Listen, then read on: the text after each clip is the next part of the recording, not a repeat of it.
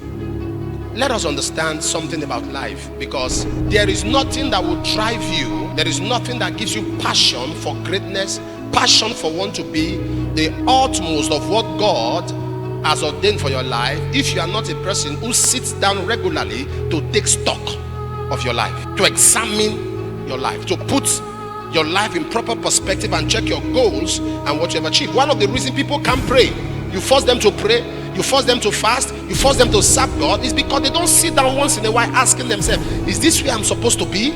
The psalmist was speaking in Psalm 139. If you read verse 23 and 24, he says, search me, Lord, and know me, try my heart. And verse 24, he said, if there's any wicked way in me, lead me to the way everlasting. Many of us do not sit down to take stock of our life. The psalmist was speaking in Psalm 119, I think verse 59. He said, I thought upon my ways, and I turned my feet to thy testimony.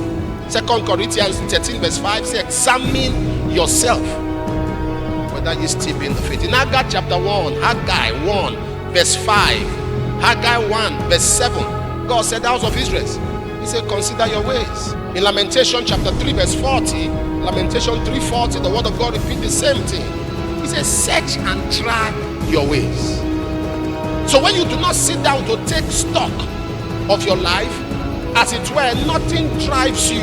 There's no passion. In other words, am I going forward? Jeremiah 7:24, he said, the children of Israel have gone backward instead of forward. Jeremiah 5:16, he said, they have gone backward. Isaiah chapter 1 verse 4, they have gone backward. Is my life moving forward? When you understand where you are supposed to be, that you are not, you've not arrived, it gives you a reason to want to be serious, to want to place value on yourself. The year is coming to an end, and there are people who abuse God, by the reason of the way they even thank him. They don't sit down to take stock of their life. Thanksgiving is an expression of your value for God. How many of you know the way somebody appreciates you shows how grateful the person is?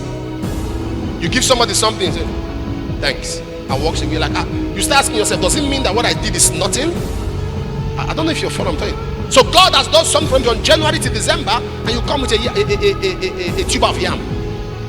What nonsense is that? You come with a chicken, one chicken, and this same person bought a car during the year. So once you place value, you must be ready for sacrifice.